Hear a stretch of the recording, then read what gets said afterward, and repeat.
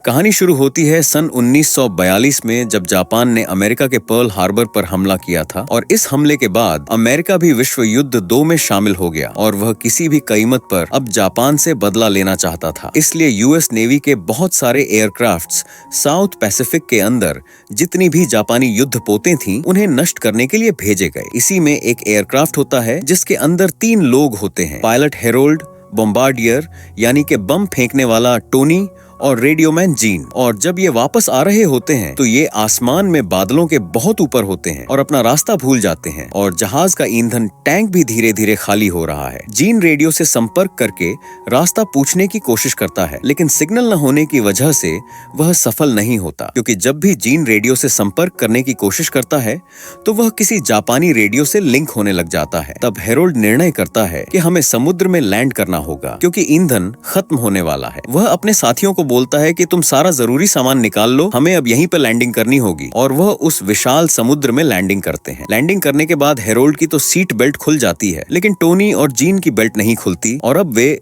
Aircraft के साथ नीचे डूबने लगते हैं। लेकिन डूबने से पहले उनकी बेल्ट खुल जाती है और ये दोनों भी ऊपर आ जाते हैं। यहाँ पर हेरोल्ड के पास एक लाइफ राफ्ट होती है और ये तीनों उस राफ्ट पर बैठ जाते हैं। लेकिन अब इनके पास न खाने के लिए कुछ है, न पीने के लिए पानी। हालांकि उनके एयरक्राफ्ट में सब कुछ था, लेकिन वे उसमें फंस गए थे, इसीलिए उसमें से कुछ निकाल नहीं पाए। और साउथ पैसिफिक के इस विशाल समुद्र में, जिसका कहीं भी कोई अंत नहीं दिख रहा था, ये तीनों फंस चुके हैं। लेकिन उन्हें पूरा यकीन है कि जल्द ही कोई यूएस नेवी आएगी और इन तीनों को यहाँ से बचाकर ले जाएगी। और ऐसा होता भी है। उन्हें आसमान में एक यूएस नेवी का एयरक्राफ्ट आता दिखता है। जीन कहता है कि पानी में पैराशूट खोला जाए ताकि ऊपर से वह उस पैराशूट को देख सके, क्योंकि जो उनकी लाइफ राफ्ट है वह बहुत छोटी है और इतनी ऊंचाई से उनकी राफ्ट को नहीं देखा जा सकता। पर उनके पास पैराशूट नहीं होता, वह समुद्र में एयरक्राफ्ट के साथ डूब चुका होता है। और ना ही इनके पास फ्लेयर गन होती है जिसे चलाकर वे एयरक्राफ्ट को सिग्नल दे सकें। ये तीनों अपनी लाइफ जैकेट्स निकालते हैं और हाथ हिलाना शुरू कर देते हैं, साथ ही चीख कर चिल्लाते भी हैं। लेकिन वह एयरक्राफ्ट इतनी दूर होता है कि वह उन्हें देख ही नहीं पाता और वह वापस चला जाता है। हेरोल्ड कहता है कि वे हमें यहाँ पर ढूंढने के लिए थे और ये हमारा आखिरी मौका था। टोनी कहता है कि वे हमें यहाँ इस विशाल समुद्र में ऐसे नहीं छोड़ सकते। हेरोल्ड कहता है कि वे बार बार हमें एक ही जगह पर ढूंढने के लिए लौट कर नहीं आएंगे, यानी कि अब इन्हें खुद यहाँ से किसी भी तरह से निकलना होगा। हेरोल्ड, जो कि इन सब में सबसे सीनियर होता है, जानता है कि ये सब के सब यहाँ पर फंस चुके हैं। वह सबको कहता है कि अपने जूते उतार दो क्योंकि सफर बहुत लंबा होने वाला है। और ये तीनों अपने जूते उतार लेते हैं। लेकिन उनकी जो लाइफ राफ्ट है वह इतनी छोटी है कि उसमें कोई भी सामान रखने की जगह नहीं है, इसलिए उन्हें अपने जूते समुद्र में फेंकने होते हैं। टोनी और जीन अपने जूते समुद्र में फेंक देते हैं, लेकिन हेरोल्ड नहीं फेंकता। जीन कहता है कि आपने अपने जूते क्यों नहीं फेंके? तो हेरोल्ड कहता है, अगर हमें जमीन मिल गई तो हम तीनों में से किसी एक को चलना होगा ताकि मदद ला पाए, इसीलिए हमें एक जोड़ी अपने पास ही रखनी। और इस तरह से पहला दिन इस समुद्र में बिना पानी और खाने के बीत जाता है। और सबसे बड़ी समस्या ये होती है कि यहाँ पर इतनी जगह नहीं है कि तीनों एक साथ सो सकें, इसलिए ये बारी बारी सोते हैं। रात को हेरोल्ड अपने दोनों साथियों से पूछता है कि क्या किसी को पानी पीना है, तो जीन और टोनी हैरान हो जाते हैं कि हेरोल्ड के पास पानी कहाँ से आया। फिर हेरोल्ड अपने जूते में यूरिन करता है और उसे पी लेता है, क्योंकि हेरोल्ड जानता है कि इन्हें पानी यहाँ नहीं मिल सकता। अगली सुबह हेरोल्ड बताता है कि हम समुद्र में फंस चुके हैं और हम हवाई की तरफ जा रहे हैं, जो यहाँ से लगभग 1900 मील दूर है, और हमारे पीछे साउथ अमेरिका है जो लगभग 6000 मील दूर है। हेरोल्ड एक पायलट है, इसलिए उसे जगहों और दिशाओं का अच्छा अंदाजा होता है। वह कहता है, अगर इसी तरह से चलते रहे तो कुछ हफ्तों में पहुंच जाएंगे। ये सुनकर टोनी और जीन हैरान हो जाते हैं। टोनी कहता है, अगर हम पहुंच भी गए तो उससे पहले भूख और प्यास से मर जाएंगे। जीन कहता है कि यहाँ पानी में बहुत सारी मछलियां हैं, हमें कुछ करना होगा। उनके पास थोड़ा बहुत सामान होता है, जिसमें एक गन की मैगजीन भी होती है। मैगजीन के अंदर एक स्प्रिंग होता है, जिससे वे मछली पकड़ने का कांटा बना लेते हैं और उसे पानी में डालते हैं। तभी उनके कांटे में कुछ फंस जाता है। वे खींचने की कोशिश करते हैं, लेकिन रस्सी टूट जाती है और उसमें कांटा नहीं होता है। जीन कहता है, पानी में कोई हमसे भी ज्यादा भूखा है। हालांकि वे समुद्र में पानी में हैं, लेकिन यहाँ पर गर्मी बहुत ज्यादा होती है, इसलिए जीन पानी में कूद जाता है। वह कहता है, अब मैं और बर्दाश्त नहीं कर सकता। उसके पीछे टोनी भी कूदने वाला होता है, लेकिन हेरोल्ड उसे रोक लेता है। हेरोल्ड कहता है कि मैंने सुना है इस पानी में शार्क है, और जब ये बात जीन को बताई जाती है तो वह जल्दी से वापस अपनी बोट पर आ जाता है। इसका मतलब यह है कि ये लोग अब पानी में नहीं जा सकते। धीरे धीरे वक्त बीतता है और आज इस बोट पर पूरे 5 दिन हो जाते हैं। 5 दिनों से न इन्होंने पानी का एक घूंट पिया है, न खाने का निवाला खाया है। तीनों के तीनों बहुत कमजोर हो जाते हैं। जब टोनी बर्दाश्त नहीं कर पाता तो समुद्र का पानी पीने की कोशिश करता है, लेकिन हैरोल्ड उसे रोक लेता है। वह कहता है कि यह पानी तुम्हारे शरीर को और भी ज्यादा सुखा देगा। दरअसल इन सब के यहाँ फंसने का सबसे बड़ा कारण ये होता है कि हैरोल्ड, जो कि इनका पायलट है, वह वेस्ट की तरफ जा रहा होता है और वह जीन से कंफर्मेशन मांगता है कि क्या हम सही जा रहे हैं। रेडियो पर जीन को यह बताया जाता है कि तुम्हें ईस्ट जाना है और इसी वजह से ये लोग रास्ता खो देते हैं और पेट्रोल खत्म होने की वजह से ये समुद्र में फंस जाते हैं। अचानक से हैरोल्ड को याद आता है कि उसकी शर्ट की जेब में एक पेन है। वह इससे बहुत खुश हो जाता है। वह पेन निकालता है ताकि चार्ट बना सके, जिससे यह पता कर सके कि हम एग्जैक्टली अभी कहाँ पर हैं। उसके बाद वह अपनी राफ्ट पर एक चार्ट बनाना शुरू कर देता है।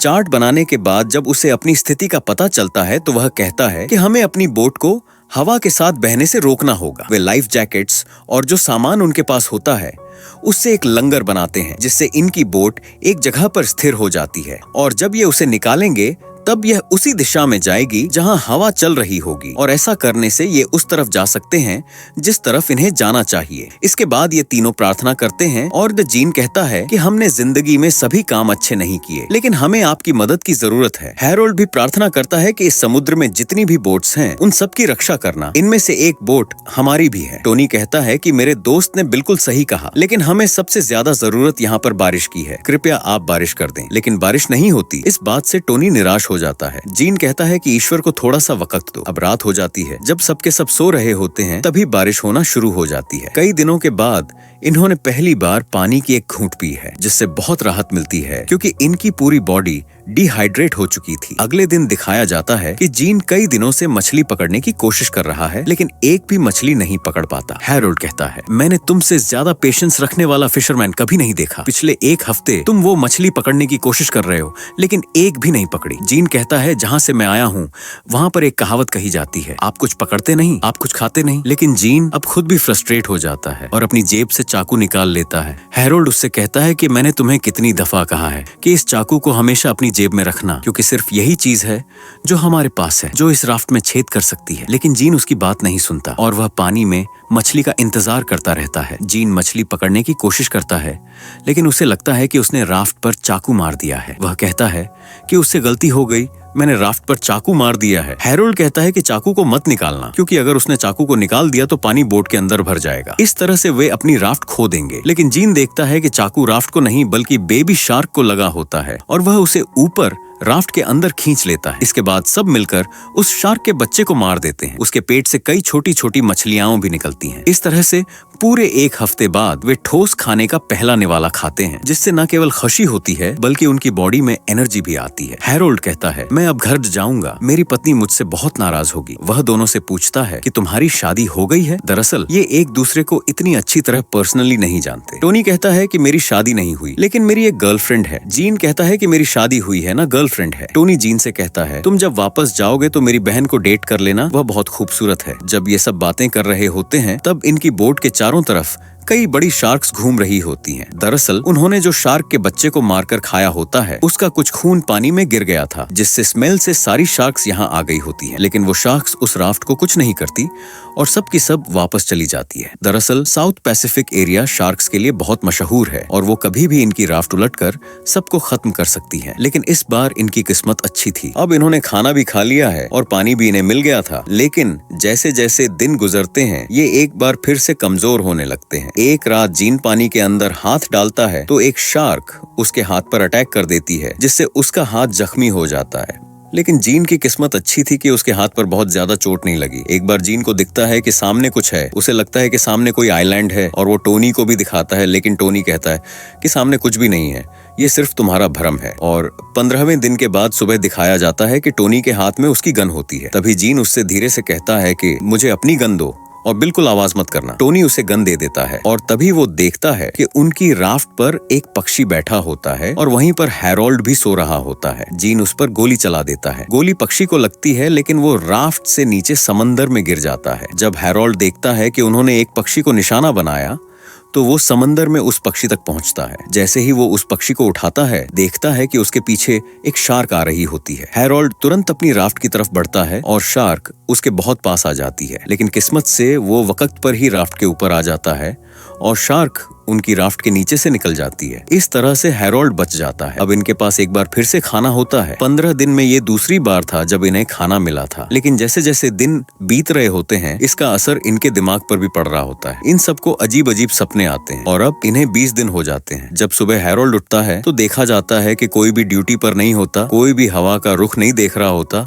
इस बात से वो गुस्सा हो जाता है। वो कहता है कि मैंने तुम्हें ऑर्डर दिया था, लेकिन तुम दोनों ने मेरा ऑर्डर नहीं माना। जीन कहता है कि अब तक हमें किसी जगह तक पहुंच जाना चाहिए था, लेकिन अभी तक हमें कोई आइलैंड देखने को भी नहीं मिला। हैरोल्ड कहता है कि मेरे माइंड में इस जगह के मैप की सिर्फ एक रफ पिक्चर है, लेकिन हैरोल्ड अभी भी श्योर नहीं है कि ये कहां पर है। जीन कहता है कि तुम्हारी वजह से हमें समंदर में लैंड करना पड़ा और तुम हमें हमारे शिप से बहुत दूर ले आए थे, जिस वजह से प्लेन में हमारे शिप के साथ रेडियो संपर्क भी नहीं हुआ। और हैरोल्ड को भी लगता है कि सब उसकी गलती थी और उसे बहुत पछतावा होता है। दरअसल जब वो एयरक्राफ्ट में थे तो हैरोल्ड को कुछ सेकंड्स के लिए नींद आ गई थी और जब उसकी आंख खुली तो वो अपने शिप से बहुत दूर निकल चुके थे। वो आउट ऑफ रेंज हो चुके थे और नहीं जानते थे कि वो कहां पर हैं। यानी कि इस सब के पीछे गलती सिर्फ हैरोल्ड की थी और हैरोल्ड को इस बात का बहुत पछतावा होता है और वो दोनों से माफी मांगता है। उसकी आंखों में आंसू होते हैं, लेकिन अब कुछ नहीं किया जा सकता। जीन उस मैप को उठाता है जो हैरोल्ड ने लाइफ जैकेट के ऊपर बनाया होता है और कहता है कि अब यही हमें घर वापस लेकर जा सकता है। तभी हैरोल्ड को एक आइडिया आता है और उनके पास जो जूते होते हैं वो उन्हें चाकू से काटकर चप्पू बना लेता है ताकि जिस दिशा में जाना चाहिए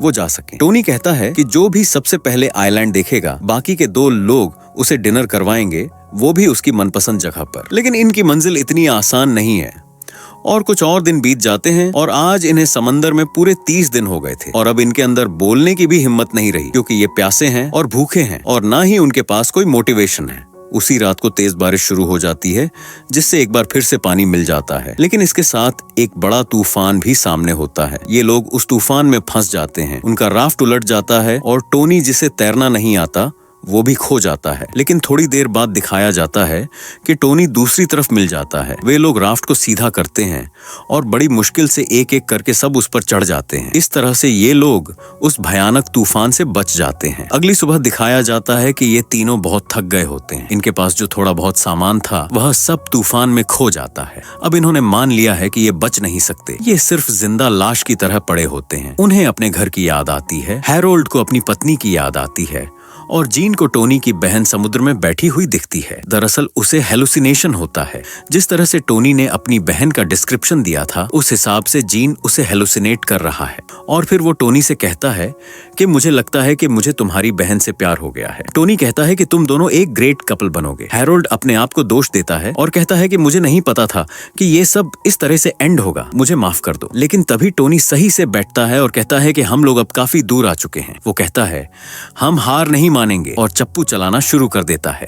उसे देखकर बाकी 2 भी चप्पू चलाने लगते हैं, लेकिन चाहे जितना भी मोटिवेट कर लें, इनके शरीर में बिल्कुल भी एनर्जी नहीं होती और 34 दिन बीत जाते हैं और पूरी तरह से बेहाल हो चुके होते हैं और लगभग मर चुके होते हैं। इसी हालत में टोनी कहता है कि मैंने एक सपना देखा जिसमें मैंने हरा खेत देखा। तो हैरोल्ड कहता है कि मैं 2 बार ये सपना देख चुका हूँ और इसके बाद हैरोल्ड समुद्र का पानी पीना शुरू कर देता है। दरअसल उसने मान लिया है कि वह अब नहीं बचेगा। तभी उसके सामने लेटा हुआ जीन कहता है कि मुझे सामने कुछ ग्रीन कलर में दिखाई दे रहा है और जब ये तीनों उठकर देखते हैं तो सामने एक आइलैंड होता है, जिसे देखकर सबके अंदर खुशी और एनर्जी आ जाती है, क्योंकि समुद्र में 34 दिन बिताने के बाद आखिरकार वो एक छोटी सी आइलैंड तक पहुंच जाते हैं। वे अपने हाथों से जोर जोर से नाव को धकेलना शुरू कर देते हैं और कुछ ही देर में वे तीनों समुद्र के किनारे पर पड़े होते हैं। 34 दिन बाद उन्होंने धरती को छुआ, जिससे उन्हें सुकून मिलता है। वहीं बीच पर 2 झोपड़ियां होती हैं और वे तीनों उधर चल पड़ते हैं। इस तरह से यह मुश्किल सफर खत्म होता है। ये तीनों 20 फरवरी 1942 को पुका पुका नाम के एक रिमोट आइलैंड पर पहुंच जाते हैं।